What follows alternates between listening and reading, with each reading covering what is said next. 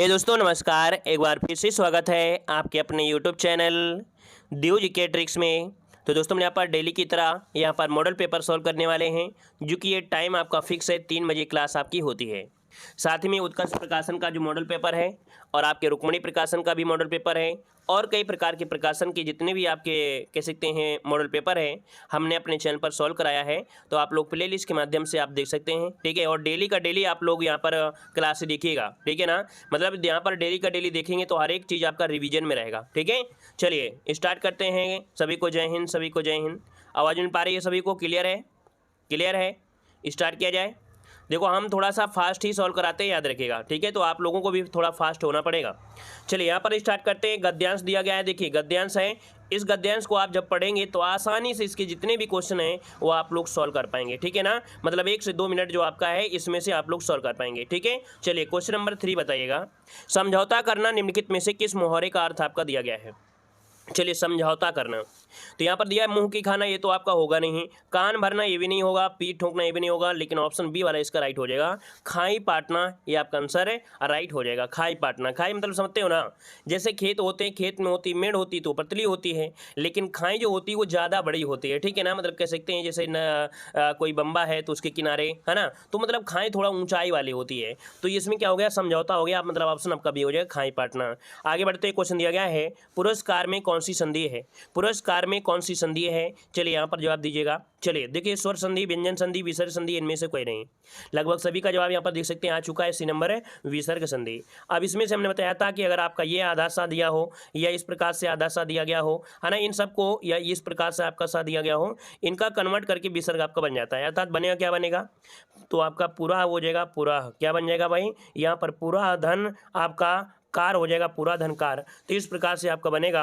यहाँ पर सी नंबर बीच में क्या रहेगा? विसर्ग आपकी रहेगी, अर्थात जो आधा सा हटेगा वो आपका विसर्ग का स्थान ले लेगा, ठीक है। आगे बढ़ते हैं। क्वेश्चन दिया गया है देवताओं का उपवन वाक्यांश के लिए एक शब्द बताना है। देवताओं का उपवन वाक्यांश के लिए एक शब्द क्या हो जाएगा? चलिए 5 नंबर में तो याद रखिए, जो देवताओं का उपवन होता है उसे हम लोग कहते क्या है? नंदन कानन कहते हैं। हमने कई बार आपको सॉल्व कराया है क्वेश्चन। तो देवताओं का जो उपवन होता है उसे नंदन कानन कहते हैं। इसको ऑप्शन में आपका ए नंबर। आगे बढ़ते हैं। क्वेश्चन दिया गया है निम्नलिखित में से तत्सम शब्द आपका क्या है? चलिए बताइएगा। तत्सम शब्द इनमें से क्या बनेगा? गरम, नरक, गरम, नरम या तीर्थ, क्या बन जाएगा? देखो हमने तत्सम शब्द में आपको बताया था कि रा उड़ा होता है, और देखिए रा इसी वाले में उड़ा हुआ है, तीर्थ में, है ना, था में उड़ा है ना। मतलब ऑप्शन क्या बनेगा? डी नंबर इसका राइट हो जाएगा। आगे बढ़ते हैं। क्वेश्चन दिया गया है कि जिसकी लाठी उसकी भैंस भैंस लोकोक्ति का सही अर्थ क्या होता है? जिसकी लाठी उसकी भैंस लोकोक्ति का सही अर्थ इनमें से क्या हो जाएगा? चलिए यहाँ पर बताइए 7 नंबर में। तो देखिए भाई यहाँ पर क्या हो जाएगा? शक्ति संपन्न आदमी। पहला तो होगा नहीं, दूसरा वाला देख लीजिएगा कि शक्ति संपन्न आदमी अपना काम बना लेता है। ऑप्शन में आपका बी नंबर है। आगे बढ़ते हैं। क्वेश्चन दिया गया है जो अपने कर्तव्य का निश्चय ना कर सके, जो अपने कर्तव्य का निश्चय ना कर सके उसके लिए यहाँ पर कौन सा शब्द आपका हो जाएगा? चलिए यहाँ पर देखिए आपका होता है किंकर्तव्य मूढ़। यहाँ पर आंसर जो बनेगा सी हो जाएगा। जो अपने कर्तव्य का निश्चय न कर सके उसे हम बोलते हैं किंकर्तव्य मूढ़। ऑप्शन सी आपका राइट हो जाएगा। आगे बढ़ते हैं। क्वेश्चन दिया गया है वर्तिका शब्द का तद्भव रूप क्या हो जाएगा? वर्तिका शब्द का तद्भव रूप क्या होता है? वार्तिका होता है, कृतिका होता है, लतिका होता है या बत्ती होती है? चलिए 9 का ऑप्शन क्या हो जाएगा? वर्तिका का तद्भव पूछा गया है तो आपका बत्ती होता है। याद रखिए, जैसे बाती होता है वर्तिका मतलब बत्ती, ऑप्शन बनेगा यहाँ पर आपका डी नंबर है। अगला बताइएगा कि दिग्भ्रम शब्द जो है अर्थात ये उदाहरण है, एक किसका उदाहरण है? चलिए यहाँ पर 10 का ऑप्शन दीजिएगा। विसर्ग तो बन नहीं सकता है, आदि संधि है, व्यंजन संधि है। जी हाँ, व्यंजन संधि जिसका भी ऑप्शन आ रहा है बिल्कुल राइट हो जाएगा। दिक भ्रम दिया है तो दिक हो जाएगा। गा का परिवर्तन क्या हो जाएगा? आपके का में हो जाएगा, तो उसी वर्ग के तीसरे वर्ण में कन्वर्टन होता है या कन्वर्ट हो जाता है तो आपका दिक धन भ्रम बनेगा। ऑप्शन सी नंबर इसका राइट हो जाएगा।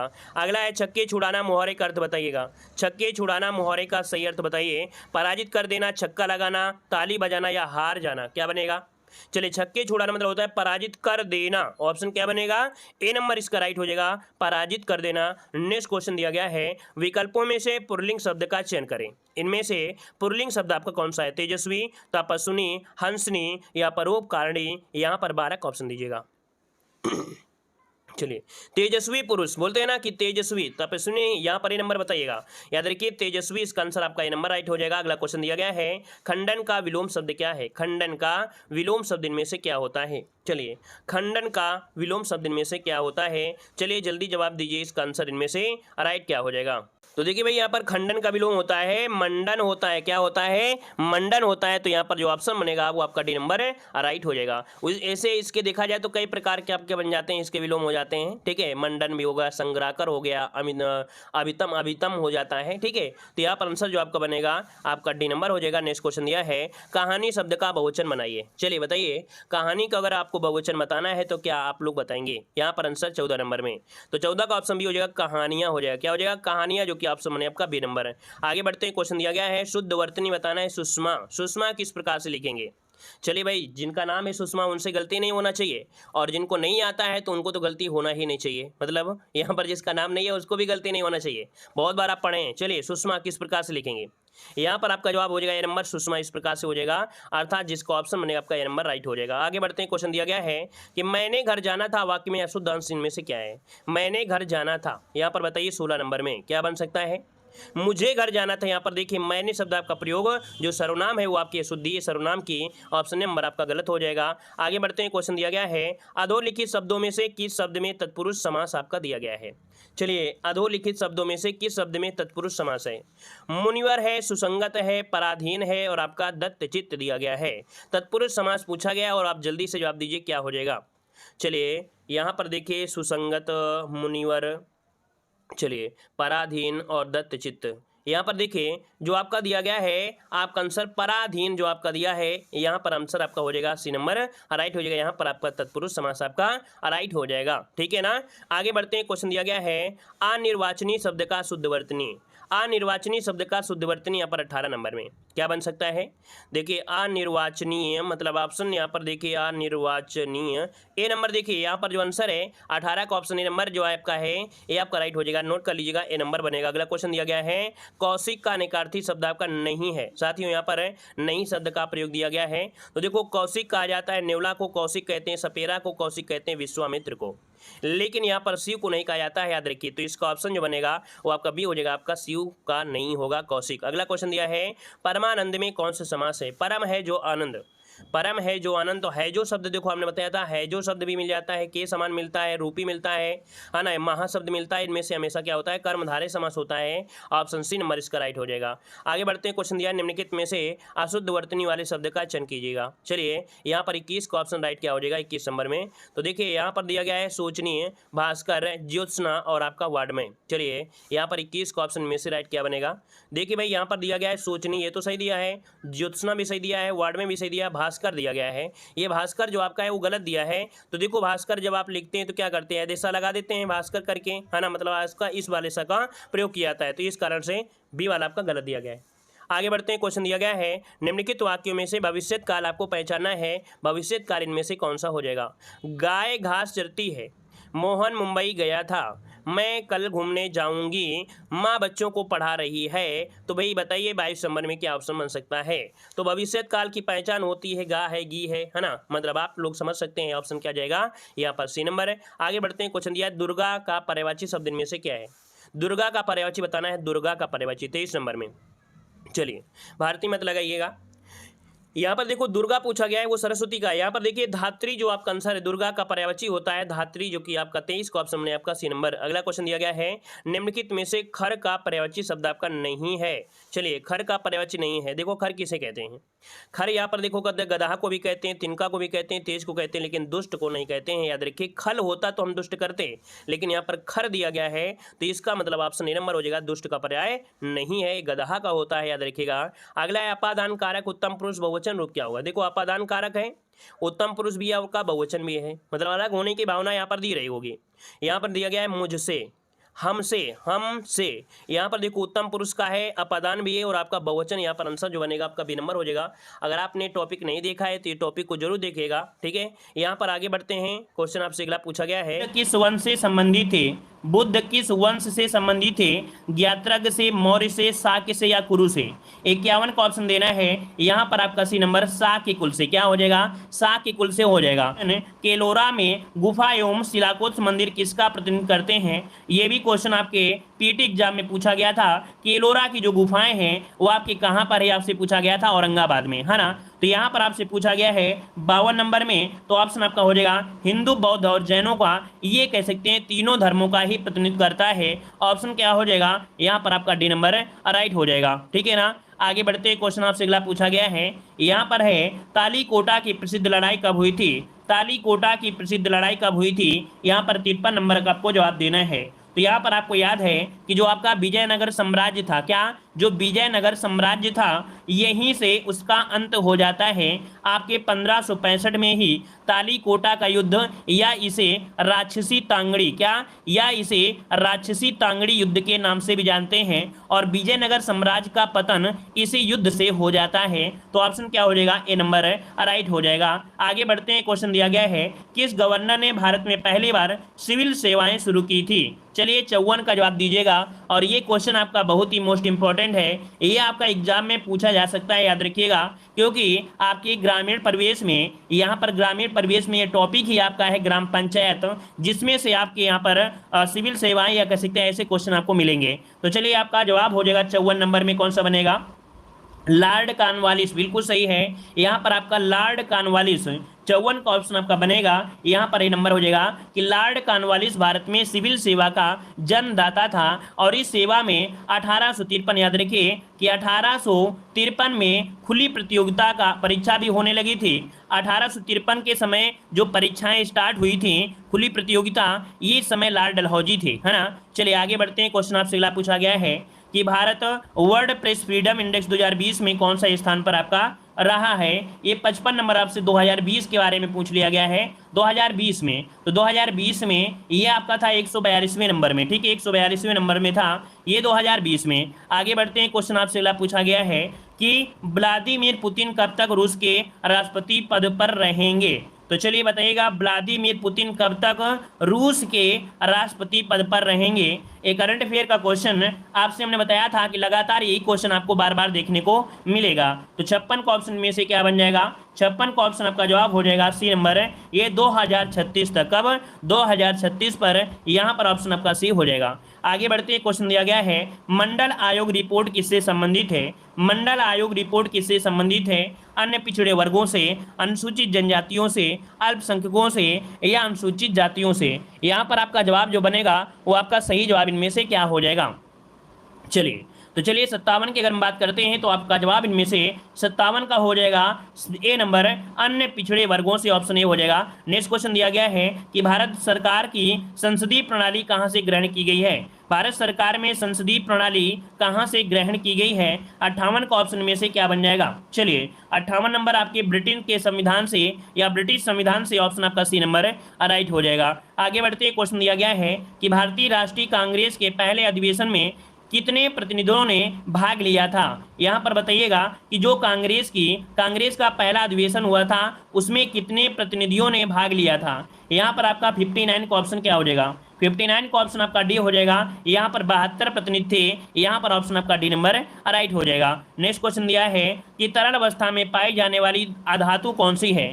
यहाँ पर बताइएगा कि तरल अवस्था में पाई जाने वाली जो अधातु है कौन सी है। आधात की पूछा गया है, आधात के बारे में पूछा गया है, तो 60 नंबर के ऑप्शन हो जाएगा ब्रोमीन। कौन सी, ये तरल अवस्था में पाई जाने वाली ये अधातु है, नाम क्या है, तो आपका ब्रोमीन है, ठीक है ना। यहाँ पर आपको याद रहे कि जो आवर्त सारणी है उसके सातवां जो आपका क्या है समूह है, 7वें समूह में इसका स्थान आपका दिया गया है, ठीक है ना। और सामान्य ताप पर केवल यही एक धातु है जो द्रव अवस्था में रहती है। आगे बढ़ते क्वेश्चन दिया है आहार में लवण का मुख्य उपयोग क्या होता है। आहार में लवण का मुख्य उपयोग क्या होता है, तो चलिए बताइएगा। आहार मतलब जब खाते हैं ये जो नमक होता है इसका उपयोग क्या होता है मुख्य रूप से। तो यहाँ पर देखिए 61 नंबर में आपका जवाब क्या हो जाएगा। यहाँ पर दिया है जल में भोजन के कणों की विलेयता को बढ़ाना, देखो भोजन को स्वाद बनाना। तो यहाँ पर देखिए ऑप्शन डी नंबर आपका जो भोजन को स्वाद बनाना, ये इसका जवाब आपका राइट हो जाएगा। 61 का ऑप्शन हो जाएगा कि मुख्य रूप पूछा गया, मुख्य उपयोग भोजन को क्या होता है, स्वाद देना होता है। और लवण के कारण स्वाद को क्या होता है कि पहचानने हेतु मानव की जो जीभ होती है विशेष स्वाद कलियां मौजूद होती हैं। तो यहाँ पर ऑप्शन आपका डी नंबर हो जाएगा। अगला क्वेश्चन दिया गया है कह रहा आपसे राष्ट्रीय आय क्या होती है। राष्ट्रीय आय क्या होती है, राष्ट्रीय आय आपसे पूछा गया है। तो यहाँ पर राष्ट्रीय आय ये को उत्पाद लागत पर निवल राष्ट्रीय उत्पाद होती है। क्या कि उत्पाद लागत पर निवल राष्ट्रीय उत्पाद होती है जो राष्ट्रीय आय होती है। ऑप्शन क्या बनेगा, बी नंबर आपका राइट हो जाएगा। अगला क्वेश्चन आपसे दिया गया है कि हाल ही में किस बैंक ने देश भर के किसानों के लिए ई किसान धन ऐप लॉन्च किया है। तो बताइएगा ई किसान धन ऐप लॉन्च किया है, किस बैंक ने लॉन्च किया है। 63 का ऑप्शन आपका जवाब हो जाए कौन सा, तो यहाँ पर ऑप्शन ए हो जाएगा HDFC बैंक। कौन है, HDFC बैंक ने ये जुलाई 2020 में देश भर के किसानों के लिए ई किसान धन कह सकते हैं लॉन्च किया था, ठीक है ना। और मतलब अपने मोबाइल के जरिए बैंकिंग और कृषि दोनों सेवाओं का उपयोग कर सकते हैं अपने मोबाइल के माध्यम से। अगला क्वेश्चन दिया है कि भारत के महान्यायवादी को कहाँ पर सुनवाई करने का अधिकार है। जो भारत का महान्यायवादी होता है, अटॉर्नी जनरल होता है, ये सुनवाई कहाँ पर कर सकता है, उच्चतम न्यायालय, कोई भी उच्च न्यायालय, या कोई भी सेशन न्यायालय, या भारत का कोई भी विधि न्यायालय। यहाँ पर 64 का जवाब क्या हो जाएगा, तो आपको याद होगा आर्टिकल नंबर आपका 76 में आपके महान्यायवादी का वर्णन किया गया है। तो 64 का ऑप्शन क्या हो जाएगा कि भारत का कोई भी विधि न्यायालय है। क्या भारत का कोई भी विधि न्यायालय है आपके आर्टिकल नंबर 76 के थर्ड के अंतर्गत ये कह सकते हैं सुनवाई कर सकता है, सुनवाई करने का कह सकते हैं अधिकार होता है इसके पास, ठीक है। आगे बढ़ते हैं, क्वेश्चन दिया गया है कि तरण ताल वास्तविक गहराई से कम गहरा दिखाई देता है, इसका कारण क्या है। तरल ताल दिया गया है, मतलब देखिएगा कि कोई भी आपकी कोई भी वस्तु है और पानी में क्या होती है, डूबी हुई होती है, लेकिन वो वास्तविक में देखा जाए लगा करता है कि बहुत ऊपर है, बहुत गहरे में नहीं है। तो ये कारण क्या होता है, तो यहाँ पर देखिए 65 का ऑप्शन बनेगा। यहाँ पर ये नंबर अपवर्तन के कारण कोई भी वस्तु डूबी हुई होती है वो अपने वास्तविक स्थिति से थोड़ा सा ऊपर ही दिखाई दिया करती है, यह कह सकते हैं कम गहराई पर मालूम होती है, ठीक है ना। आगे बढ़ते हैं, क्वेश्चन दिया है हिमाचल प्रदेश में स्थित दर्रा इनमें से कौन सा हो जाएगा। हिमाचल प्रदेश में स्थित दर्रा जो आपका है वो आपका कौन सा दर्रा है, यहाँ पर बताइएगा सही जवाब इनमें से कौन सा बनेगा। जिन लोगों ने वीडियो को लाइक नहीं किया है तो वीडियो को लाइक भी कर दीजिएगा, ठीक है। चलिए बताइएगा यहाँ पर हिमाचल प्रदेश में स्थित दर्रा इनमें से कौन है, तो सिपकीला है, जोजिला है, नाथुला है, जेपला है। यहाँ से भी क्वेश्चन आपके बनते हैं, चाहे आपका पीटी एग्जाम हो या आपका लेखपाल हो या कोई भी एग्जाम हो, है ना। तो 66 ऑप्शन में से आपका जवाब हो जाएगा सिपकीला दर्रा, ठीक है। सिपकीला दर्रा यहाँ पर ऑप्शन ए हो जाएगा। अगला क्वेश्चन दिया गया है अक्टूबर और नवंबर के महीने में भारी वर्षा होती है। तो चलिए बताइएगा अक्टूबर और नवंबर के महीने में जो भारी वर्षा होती है ये कहाँ पर होती है। तो अक्टूबर और नवंबर दिया है, इसको मतलब सर्दी का समय आ गया है। गारो खासी जयंतियाँ है, छोटा नागपुर है, कोरोमंडल है और आपका मालवा का पठार है। तो हमने आपको बताया था कि यहाँ पर जो पूर्वी घाट है, ये पूर्वी घाट ये जो आपका कोरोमंडल होता है, तो यहाँ पर बारिश होती है तमिलनाडु और आपके आंध्र प्रदेश में। तो ऑप्शन आपका सी नंबर राइट हो जाएगा। आगे बढ़ते हैं, सुंदरवन के जंगल को क्या कहा जाता है। सुंदरवन के जो आपके जंगल है इन्हें क्या कहा जाता है, चलिए बताइएगा। तो गुलमर्ग दिया गया है जंगल, मैंग्रोवन, पर्णपाती जंगल या टुंड्रा। 68 ऑप्शन में से क्या बन जाएगा, तो यहाँ पर हो जाएगा मैंग्रोवन, या मैंग्रोवन के नाम से जाना जाता है। यहाँ पर जल में क्या होता है, कह सकते हैं दलदली स्थानों पर उगने वाले ये पौधे होते हैं जो कि जल से लगभग पूरी तरीके से डूबे हुए होते हैं, है ना। तो यहाँ पर इनको बोलते हैं मैंग्रोवन कहते हैं, ठीक है। यहाँ पर आगे बढ़ते हैं कि भिलाई इस्पात संयंत्र किसकी मदद से स्थापित किया गया था। चलिए तो भिलाई इस्पात संयंत्र दिया गया है, तो यहाँ पर हमने आपको बताया था बोरू भीरू दुबे राज। क्या एक हमने बताया था बोरू भीरू दुबे राज, ये 4 ट्रिक थे, 4 कारखाने। तो यहाँ पर भीरू से आपका रूस हो जाएगा, तो यहाँ पर आपका रूस के सहयोग से लगाया गया था यहाँ पर आपका भिलाई संयंत्र। दुर्गापुर आपका लगाया गया था ब्रिटेन के सहयोग से, और बोकारो लगाया गया था रूस के सहयोग से। बोरू भीरू दुबे राज, रा से राउरकेला, जा से जर्मनी, तो राउरकेला को लगाया गया था जर्मनी के सहयोग से। तो ये 4 ट्रिक होती है, नाम से लगातार याद रखेंगे तो ये आपका क्रम आपको हमेशा के लिए याद रहेगा, है ना। आगे बढ़ते हैं, क्वेश्चन दिया गया है नागरिकता निम्नलिखित में से किन विधियों द्वारा प्राप्त की जा सकती है। नागरिकता जो आपको मिलेगी वो किस प्रकार से मिल सकती है। तो पहला पॉइंट दिया है जन्म के द्वारा, आनुवंशिकता के द्वारा और पंजीकरण के द्वारा, यहाँ पर अनुरोध के द्वारा। क्या कोई भी विदेशी व्यक्ति आए और यहाँ पर अनुरोध करने लगे कि नहीं मोदी जी हमें आपके देश में रहना है, तो क्या मोदी जी उन्हें तुरंत रख लेंगे क्या, तो नहीं, ऐसा तो नहीं है ना। तो यहाँ पर ऑप्शन क्या हो जाएगा, फर्स्ट सेकंड थर्ड ही यहाँ पर आंसर आपका बनेगा, ठीक है ना। आगे बढ़ते हैं, क्वेश्चन आपसे अगला पूछा गया है, कह रहा है ऐसे बागान जहाँ बिक्री के लिए एक नगद फसल उगाई जाती है उसे किस रूप में जाना जाता है। ऐसे बागान जहां बिक्री के लिए एक नगद फसल उगाई जाती है उसे किस रूप में जाना जाता है? यहाँ पर 71 का ऑप्शन बनेगा डी नंबर, रोपण खेती कहते हैं। क्या इसे रोपण खेती कहते हैं? नोट करिएगा कि बागान खेती, यहाँ पर देखिए बागान खेती एक ऐसी खेती को संदर्भित करती है जहां एक नकदी फसल होती है जो कि बिक्री के लिए उगाई जाती है। तो इसमें रोपण फसल का क्या होता है, जैसे आपका नारियल हो गया, क्या नारियल हो गया, तंबाकू हो गया, कोको हो गया, काफ़ी हो गया, रबड़, चाय, ताड़ का तेल, गन्ना, तिलहन, काजू, ये शामिल होते हैं, इसके अंतर्गत आपके आते हैं। ठीक है ना, विशिष्ट रूप से नकदी फसल ही उगाई जाती है। आगे बढ़ते हैं, क्वेश्चन दिया गया है हिंद स्वराज नामक पुस्तक के लेखक इनमें से कौन है? हिंद स्वराज नामक पुस्तक के जो लेखक हैं वो आपके कौन हैं? बच्चे बच्चे को पता होना चाहिए। यहाँ पर आपका जवाब जो है वो आपका सही कौन सा हो जाएगा 72 नंबर में? तो ऑप्शन ए हो जाएगा मोहनदास करमचंद गांधी, अर्थात आपके गांधी जी थे जिन्होंने हिंद स्वराज नामक पुस्तक आपका लिखा था 72 नंबर। अच्छा, कब लिखा था? तो डेट भी हमने आपको पीईटी एग्जाम में बताया था कि 1909 में। कब? 1909 में गांधी जी द्वारा लिखी गई थी। याद रखिएगा कि आपके लंदन से जब दक्षिण अफ्रीका की यात्रा कर रहे थे, है ना, लंदन से दक्षिण अफ्रीका की यात्रा करते समय इस पुस्तक को अपनी मूल भाषा अर्थात आपकी गुजराती भाषा में, क्या गुजराती भाषा में लिखा था, याद रखिएगा। और आगे बढ़ते हैं, क्वेश्चन दिया गया है निम्नलिखित में से कौन सा देश भारतीय राज्य उत्तर प्रदेश से सीमाएं साझा करता है? उत्तर प्रदेश से सीमा साझा करता है, ये तो बिल्कुल अपार सरल क्वेश्चन आपका है। तो यहाँ पर आपका जवाब हो जाएगा नेपाल, कि नेपाल के साथ उत्तर प्रदेश की सीमाएं साझा होती हैं। आगे बढ़ते हैं, क्वेश्चन दिया गया है कि राष्ट्रमंडल मानवाधिकार पहल का मुख्यालय कहाँ पर है? राष्ट्रमंडल मानवाधिकार पहल, तो यहाँ पर देखिए 74 का ऑप्शन क्या बनेगा? 74 का ऑप्शन हो जाएगा नई दिल्ली है। क्या है? राष्ट्रमंडल मानव अधिकार पहल दिया गया है, मात्र राष्ट्रमंडल की बात नहीं कह रहा है। अगर राष्ट्रमंडल की बात करते तब हम लोग लंदन में जाते, लेकिन यहाँ पर दिया है राष्ट्रमंडल मानव अधिकार पहल, है ना। तो यहाँ पर आपका जवाब इनमें से राइट क्या हो जाएगा? नई दिल्ली में है, याद रखिएगा। ठीक है, आगे बढ़ते हैं, क्वेश्चन आपसे अगला पूछा गया है कि राष्ट्रीय पंचायती राज दिवस किस दिन मनाया जाता है? राष्ट्रीय पंचायती राज दिवस जो मनाते हैं ये कब मनाया जाता है?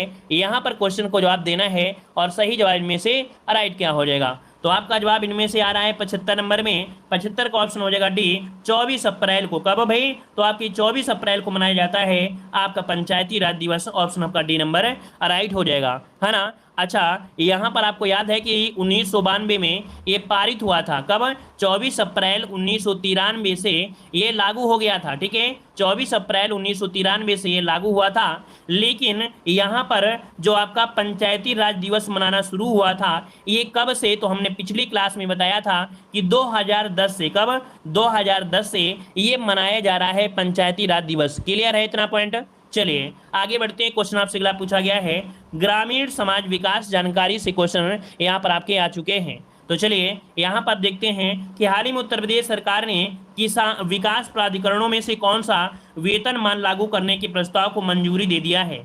बताइएगा कौन सा वेतनमान आपका लागू होगा, 7वां या 6वां, कौन सा हो जाएगा? तो यहाँ पर देखिए 76 का ऑप्शन बनेगा, ये नंबर 7वां वेतन, है ना। कौन सा हो जाएगा?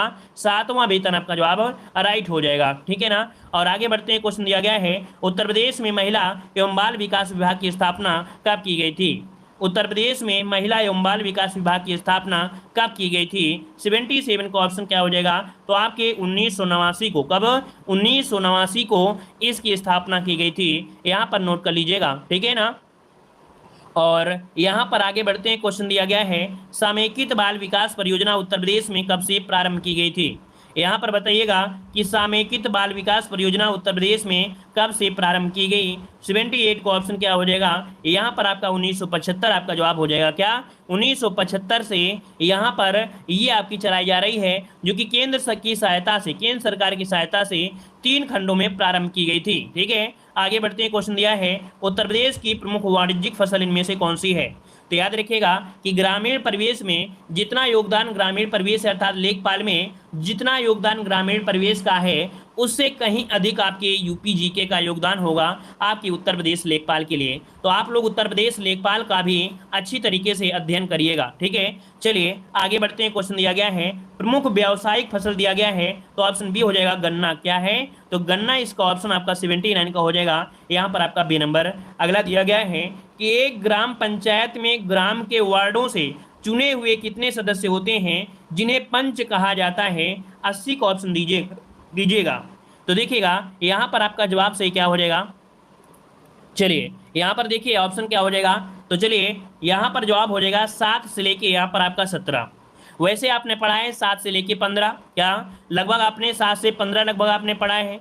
तो आपके ऑप्शन के अनुसार क्या लगाएंगे, यहाँ पर बी ही लगाएंगे। 7 से लेके 17 आपका जवाब इनमें से राइट हो जाएगा। जो कि गांव के वार्डों से चुने जाते हैं, इन्हें पंच कहा जाता है। 7 से लेके 17 तक होते हैं। मतलब कि ये हो गया कि अगर कम जनसंख्या है तो 7 वार्ड होंगे। जैसे जैसे जनसंख्या बढ़ती जाती है 2000 फिर इसके बाद 3000 4000 5000, तो वैसे यहाँ पर संख्या बढ़ती जाती है 7 से 8 8 से 9 9 से 10 10 से 11, अधिकतम संख्या आपकी 17 तक हो सकती है। ये आपसे पूछा गया है। आगे बढ़ते हैं, क्वेश्चन दिया गया है उत्तर प्रदेश सरकार की आय का सबसे बड़ा जो भाग आता है वो किससे आता है, यहाँ पर जवाब दीजिएगा। चलिए यहाँ पर देखते हैं आपका जवाब इनमें से राइट क्या हो जाएगा, व्यापार कर से। क्या हो जाएगा, व्यापार कर से। आगे बढ़ते हैं, क्वेश्चन आज से अगला पूछा गया है उत्तर प्रदेश में आलू निर्यातक जोन कहाँ पर है। उत्तर प्रदेश में आलू निर्यात जो जोन है वो आपके कहाँ पर है, 82 नंबर में। तो आपके कहाँ है, आगरा में। नोट करिएगा कि आपके आगरा में है, यहाँ पर आपका ए नंबर आपका राइट हो जाएगा। आगे बढ़ते हैं, क्वेश्चन आपसे अगला पूछा गया है उत्तर प्रदेश कृषि अनुसंधान परिषद जो स्थित है कहाँ पर है।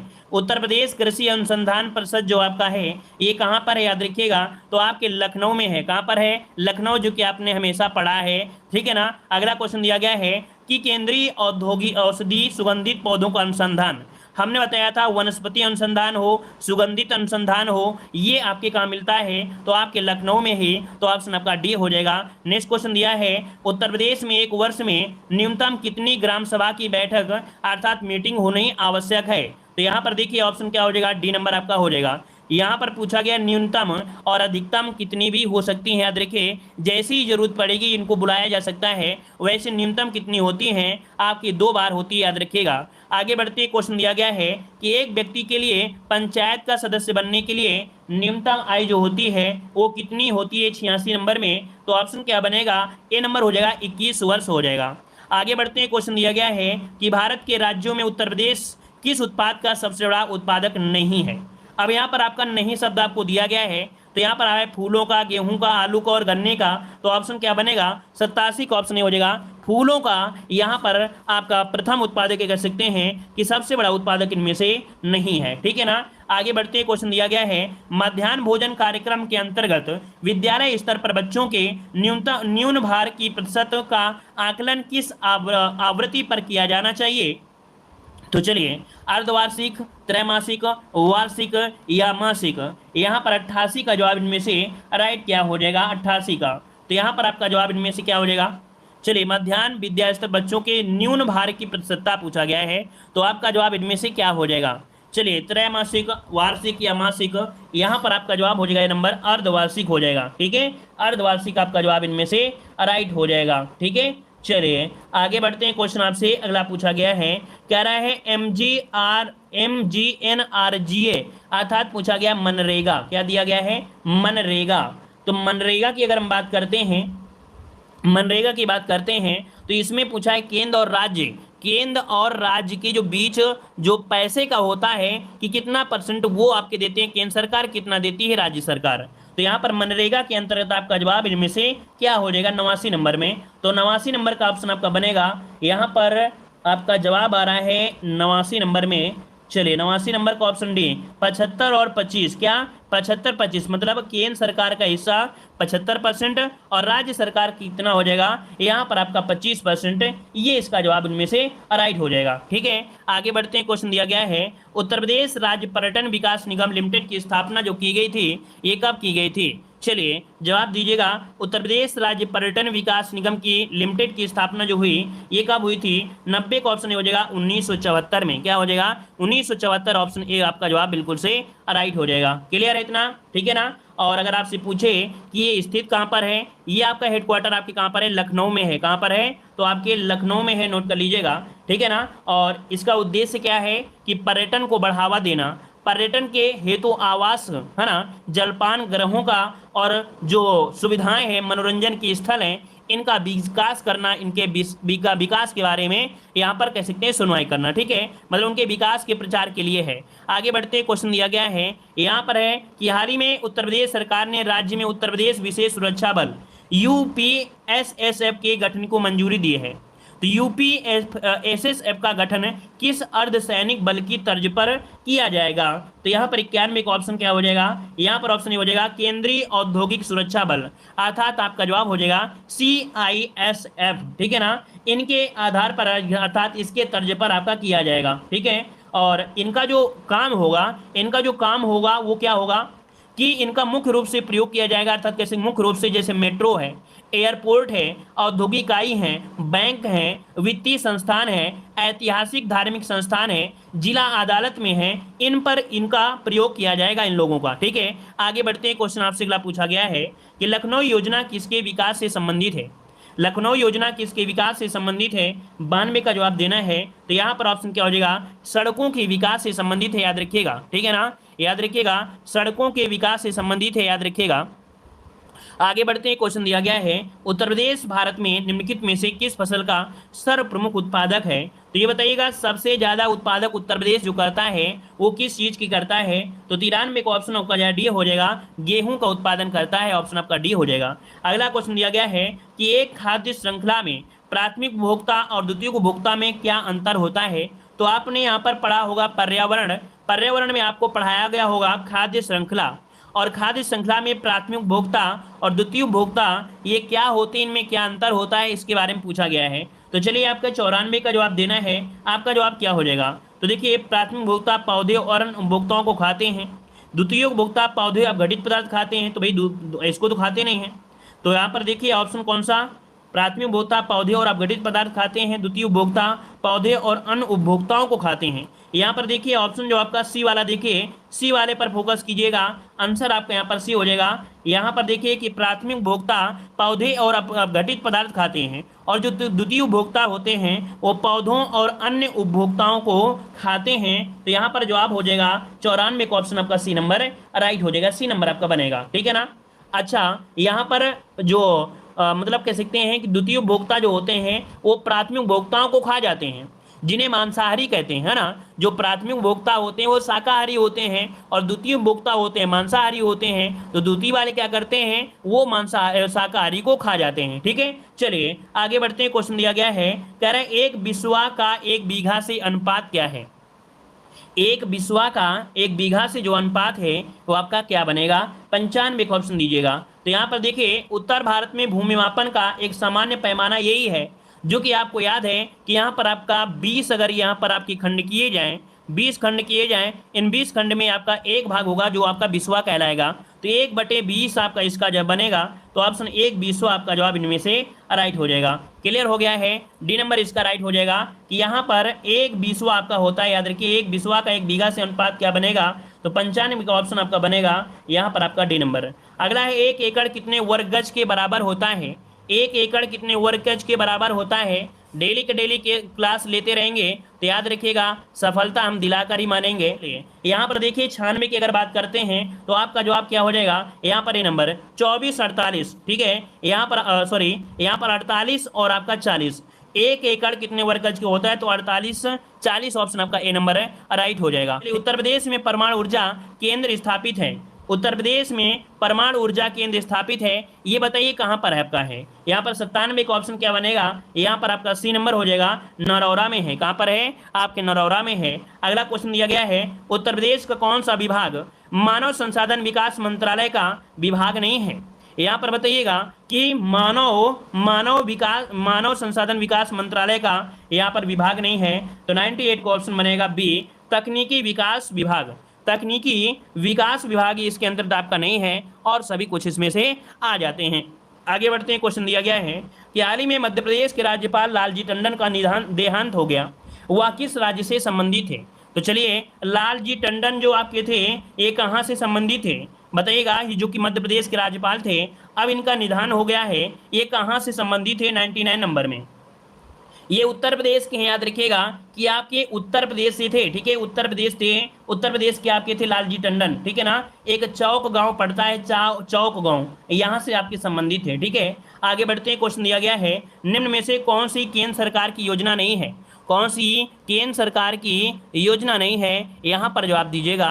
तो सही जवाब 100 का क्या जवाब बनेगा, मनरेगा ग्रामीण स्वास्थ्य मिशन, गंगा एक्सप्रेसवे या JNRM। चलिए 100 का ऑप्शन आपका जवाब क्या हो जाएगा, चलिए आपका जवाब हो रहा है यहाँ पर आपका गंगा एक्सप्रेसवे। याद रखिए गंगा एक्सप्रेसवे ये केंद्र सरकार की योजना नहीं है, ये उत्तर प्रदेश की योजना है, यूपी की योजना है, याद रखिएगा। तो ऑप्शन क्या हो जाएगा आपका सी नंबर, जो कि आपको याद है कि बलिया से नोएडा तक, कहाँ से, बलिया से लेके आपके नोएडा तक ये 8 लेन सड़क आपके निर्माण की योजना है, 8 लेन की आपके यहाँ पर सड़क योजना हो जाएगी। इस प्रकार से ये क्लास आपकी कंप्लीट होती है।